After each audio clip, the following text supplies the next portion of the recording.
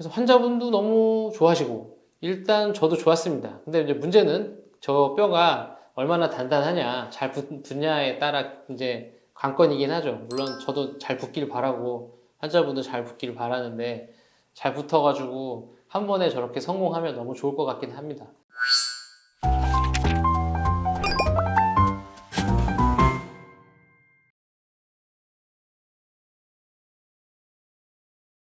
안녕하세요. 평범한 동네 치과 의사 서정욱입니다. 오늘 보여드릴 케이스는 예전에 제가 유튜브 처음 시작해서는 많이 보여드렸던 케이스인데 제가 제일 좋아하는 그 상악동을 피해서 수술을 원래 엄청 어려운 수술인데 이제 간단하게 하는 거 뭐 오랜만에 또 그렇게 아주 적합한 케이스가 있어서 한번 또 소개해 드리려고 해요. 이 환자분은 지금 여기 17번 오른쪽 위에 맨 끝에랑 네, 여기 위아래로 이제 임플란트를 하시려고 네, 오셨죠. 임플란트 뭐 여러 개 해보셔서 경험도 있으시고 뭐 하시는 케이스였는데 요 두 개의 임플란트를 계획된 거예요. 그러면은 요렇게 하나 있고 저희가 이제 환자분들도 아시잖아요. 상악동 라인 요 정도밖에 안 되니까 이렇게 되면은 이거는 뭐 무조건 여기 상악동 거상술을 해가지고 뼈 이식하고 임플란트를 심어야 옆에 임플란트랑 좀 길이가 비슷한 임플란트를 넣을 수가 있겠죠. 그런데 이 라인도 있지만 또 이렇게 또 하나가 보여요. 이 라인이 진짜 상악동 라인인지 이거 라인인지는 이 사진만 가지고는 정확하게 알 수 없죠. 그래서 이런 경우는 CT를 봐야죠. 그래서 환자분한테는 일단은 물론 CT도 찍어봤지만 정확하게 말씀드리지 못하는 게 어쩔지 모르기 때문에 일단은 여기 상악동 거상술을 하는 걸로 설명을 드리고 이제 오케이 하셔서 진행을 하셨어요.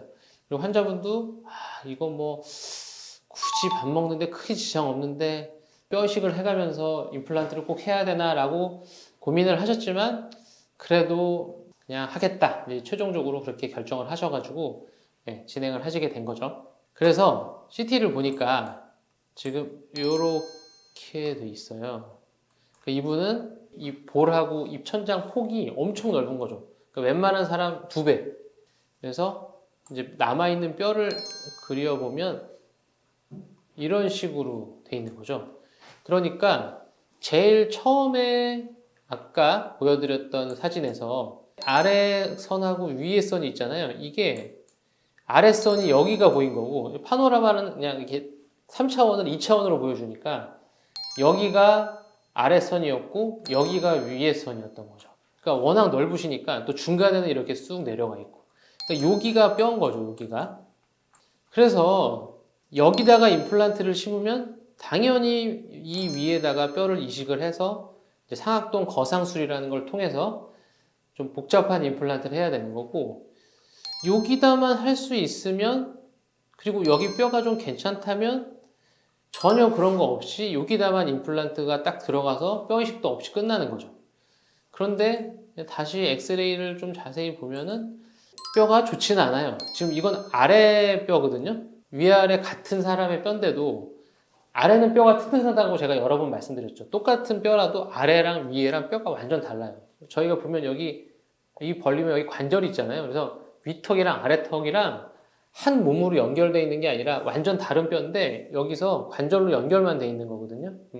그러니까 뼈의 종류가 다릅니다. 그리고 특히나 맨 뒤에 저희가 최후방 구치라고 하는데 맨 뒤에 쪽은 제가 수술해보면 뼈가 튼튼한 경우가 별로 없어요. 그래서 일단 여기다 시도해보고 여기가 뼈가 너무 약하면 어쩔 수 없이 여기다 상악동 거상술을 해가지고라도 해야 되겠다. 이렇게 결심을 하고 이제 디자인을 먼저 했죠.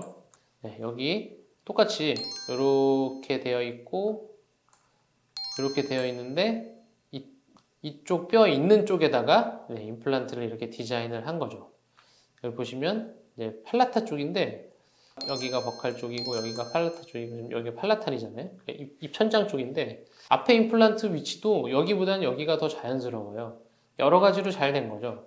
그래서 일단은 이렇게 해놓고 수술하다가 임플란트가 너무 뼈가 약해서 고정이 안 되면 그냥 여기다 상악동 거상술을 해서 하려고 다 준비는 해놨었는데 막상 수술해보니까 이렇게 딱 여기 피에서 계속 보여드렸던 요 입천장 쪽 뼈에 임플란트가 정확하게 잘 들어갔고 제가 디자인한 대로 그리고 막상 임플란트를 넣어보니까 생각보다 아주 약하진 않았어요. 그래서 너무나 간단하게 수술이 끝났죠. 여기 상악동 거상술을 하려면 최소한 1시간은 걸리는데, 그리고 이 막이 찢어지지 않게 조심히 올리느라고 엄청 고생을 해야 되거든요. 그리고 맨 끝에 치아라서 더 시야도 안 보이기 때문에 어려운데, 이거는 뭐 그냥 가이드만 끼고 그냥 이렇게 하면 10분밖에 안 걸리는. 그러니까 요 뒤에 쪽 그 입천장 뼈 쪽에 딱 들어간 거고 이렇게 들어갔는데, 뭐 실제로 이거 하는데 20분 정도밖에 안 걸렸거든요. 왜냐면 잇몸도 안 째고 그냥 드릴링만 해가지고 바로 넣었으니까. 그래서 환자분도 너무 좋아하시고 일단 저도 좋았습니다. 근데 이제 문제는 저 뼈가 얼마나 단단하냐, 잘 붙냐에 따라 이제 관건이긴 하죠. 물론 저도 잘 붙길 바라고 환자분도 잘 붙길 바라는데, 잘 붙어가지고 한 번에 저렇게 성공하면 너무 좋을 것 같긴 합니다.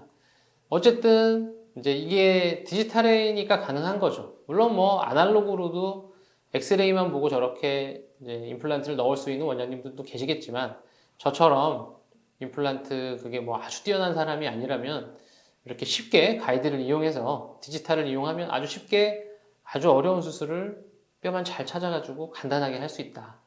또 오랜만에 이런 케이스가 아주 특징적으로 있어가지고 한번 또 소개해드렸습니다. 오늘은 여기까지 하겠습니다. 감사합니다.